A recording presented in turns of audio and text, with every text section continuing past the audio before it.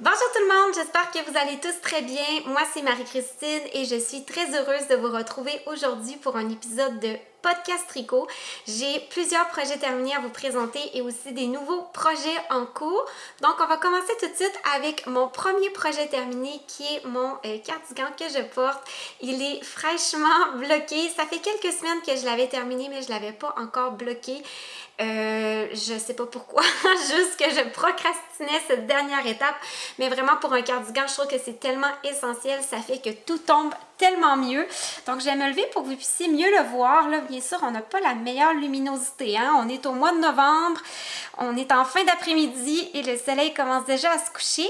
Donc c'est vraiment un petit cardigan là, col rond, coupe classique, les manches montées, mais c'est des manches montées faites avec la technique sans rang raccourci. Ça donne, je trouve, la meilleure et la plus belle épaule. C'est vraiment, ça fait vraiment une belle finition.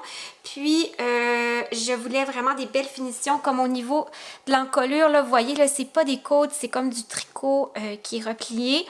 Puis, la bande ici, c'est du tricot double. Et ça tombe tellement bien, je trouve, ça tombe quasiment comme une petite veste et non juste comme un cardigan.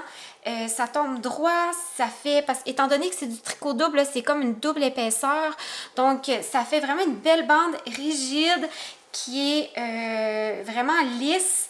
Puis vraiment les boutonnières dans cette technique-là, c'est vraiment exceptionnel. On dirait vraiment comme une patte de boutonnage d'un chandail qu'on aurait pu acheter au magasin.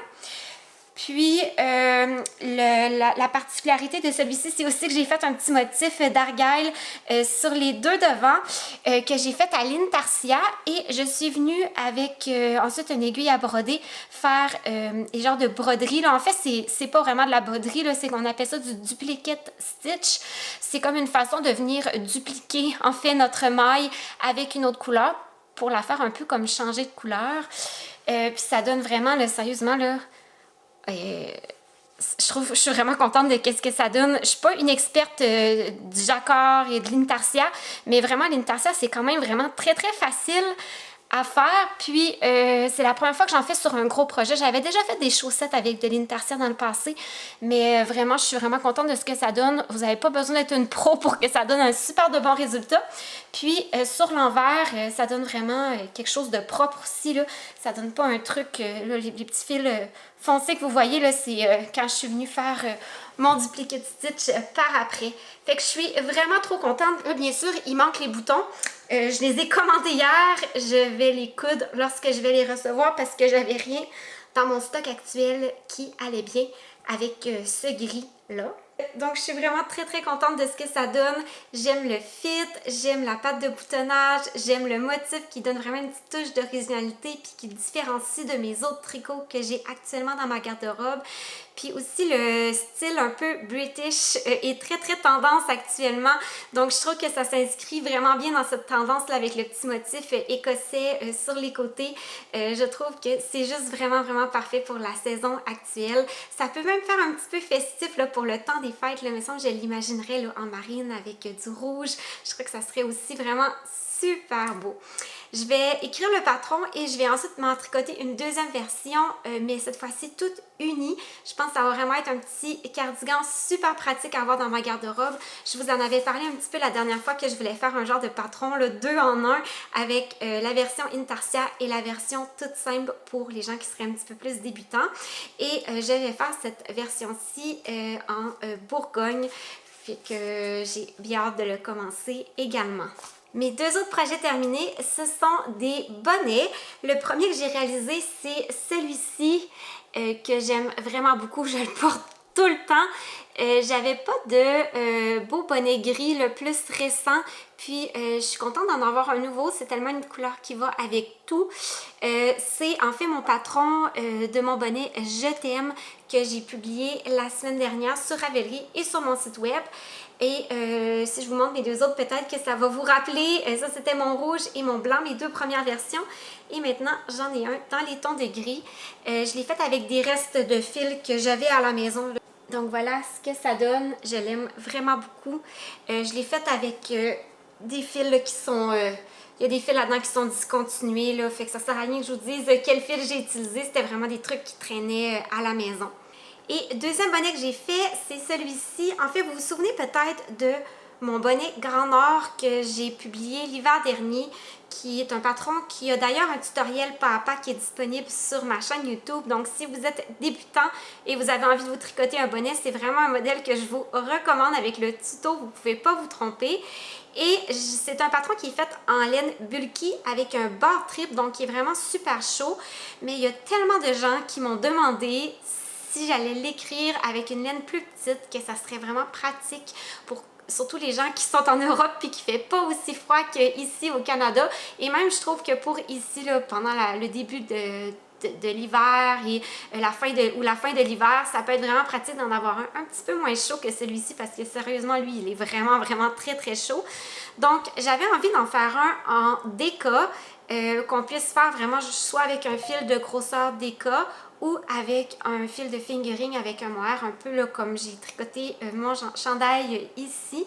Donc là, j'ai fait une première version, mais je suis contente de ce que ça donne, mais je suis juste pas 100% en amour avec le fil que j'ai utilisé, tout simplement parce que c'est de l'alpaca puis c'est vraiment ultra mou.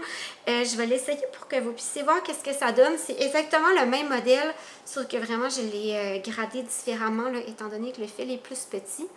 J'aime beaucoup le fit, j'aime beaucoup ce que ça donne. Cette laine-là que j'ai utilisée, c'est en fait une laine que j'ai reçue de chez Hobbii un peu pour la tester. C'est un nouveau fil qu'ils ont reçu en édition limitée. Ça s'appelle la Upcycle. Ça s'appelle la Upcycled Alpaca Silk. C'est en fait de l'alpaca recyclé, c'est des restes de l'industrie textile d'alpaca qui devaient servir à faire des vêtements, puis que c'est des surplus ou des restes qui ont filé pour faire un fil. Donc ça donne c'est vraiment un beau fil qui est vraiment très très doux, qui est très confortable à porter. Puis en plus avec la soie, là, ça lui donne vraiment une belle brillance. Moi j'avais pris ces deux couleurs là parce que je pensais peut-être faire mon bonnet à deux couleurs initialement. Ça c'est comme une espèce de prune très foncée là, qui tire sur le brun, qui est vraiment vraiment une belle couleur. Puis ça c'est un genre de gris mauve rose difficile à nommer, puis les couleurs sont, vous allez peut-être pas voir à la caméra là, mais sont chinées, sont vraiment vraiment très très jolies puis très riches. Puis je voulais en faire un à deux couleurs, mais finalement je trouvais que ça faisait trop enfant, un bonnet à deux couleurs, donc j'ai décidé de partir seulement sur cette couleur-ci. Puis bon, voilà ce que ça donne. Donc, je suis contente de ce que ça donne. Il est très doux, il est très confortable, mais je trouve que ce fil-là est vraiment très mou. Sérieusement, je vous conseille pas de faire un chandail avec ce fil-là. Ça va s'étirer, ça gardera pas sa forme. Là, j'ai juste fait une tuque, puis ça garde genre zéro sa forme. Ça a tout le temps tendance à déplier, alors qu'avec une laine, ça resterait tout bien en place, un peu comme celui-ci le fait. Donc, c'est sûr qu'avant d'écrire le patron et de grader le patron pour une grosseur déca, je vais en retricoter d'autres versions, mais vraiment avec une laine ou une laine et un mohair cette fois-ci, avec quelque chose qui se tient beaucoup plus. Je sais pas pourquoi je continue de tricoter avec l'alpaca. À chaque fois que je tricote avec l'alpaca, je suis déçue. Ça a l'air attirant, c'est une belle fibre, c'est doux lorsqu'on lui touche dans la pelote, mais le projet terminé me déçoit vraiment tout le temps. Il n'y a aucune fois que j'ai tricoté avec de l'alpaca que j'étais ultra heureuse du résultat.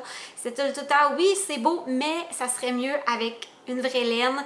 Donc, je pense que c'est juste pas une fibre que j'apprécie, moi, personnellement. Peut-être que vous aimez ça, peut-être que vous aimez ça, que ce soit mou. Tant mieux pour vous. Moi, je préfère vraiment quelque chose qui a de la tenue. Comme vous voyez, mon bonnet ici, là, qui est en laine, il tient bien, il garde sa forme.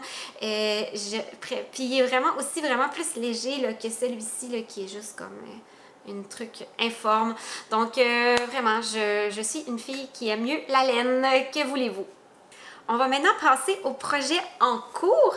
J'ai bien sûr mon deuxième pull Académie version tennis sur les aiguilles.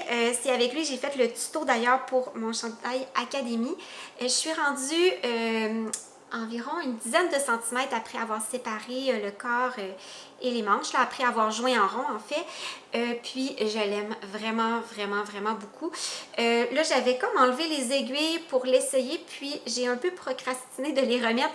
Faudrait que juste que je le remette sur mes aiguilles parce que c'est tellement genre un projet zéro cerveau rendu là. Je fais juste tricoter en rond jusqu'à la fin du corps. C'est du tricot télé parfait ou du tricot pendant que je joue avec les enfants parfait. Faudrait juste que je prenne le temps de le remettre sur les aiguilles, comme ça je suis certaine que je le terminerai très très rapidement. Puis je l'ai tricoté avec, encore une fois, des trucs que j'avais à la maison. C'est la Migno de Knitting for Olive et du mohair de chez Hobby que j'avais reçu, encore une fois, lorsque j'avais testé leur fil. C'est pas mon mohair préféré, je trouve que vraiment c'est pas le plus doux qui existe. Mais je l'avais à la maison, fait que ça me tentait pas d'en acheter juste pour ce projet-là. Puis moi, je suis pas très sensible au mohair, fait que même si c'est pas le plus doux au monde, c'est certain que je vais porter beaucoup mon chandail quand même. Puis le marine, en fait, je l'ai fait avec les restes de marine que j'avais pour ce projet-là. C'est de la Sunday puis du Thin Silk Mohair de chez Sadness Garn. C'est vraiment un beau marine là, très très foncé, presque noir. Je pense que l'effet va vraiment être wow. J'avais essayé initialement de faire comme 2 lignes plutôt qu'une, mais je trouvais qu'une plus grosse ligne, ça faisait très très élégant. J'aimais beaucoup l'effet. Je pense que j'ai recommencé le col jusqu'à temps qu'avoir le combo de lignes que j'aimais le plus au moins 3 fois. Fait que sérieusement, ça m'a pris plus de temps à me décider pour mon col que tricoter tout le reste du chandail. Mais je suis contente d'avoir pris le temps de vraiment trouver exactement ce que je voulais pour le col parce que je l'ai essayé puis j'aime vraiment vraiment beaucoup ce que ça donne. C'est tellement un classique, ça, c'est sûr que je vais l'avoir dans ma garde-robe pendant plein d'années puis je vais toujours vouloir le porter, c'est certain. Donc, faut que je m'y mette pour le terminer, peut-être pour le prochain podcast. Et bien sûr, la raison pour laquelle celui-là n'est pas terminé, c'est que j'ai commencé entre-temps un autre projet sur lequel j'étais complètement obsédée.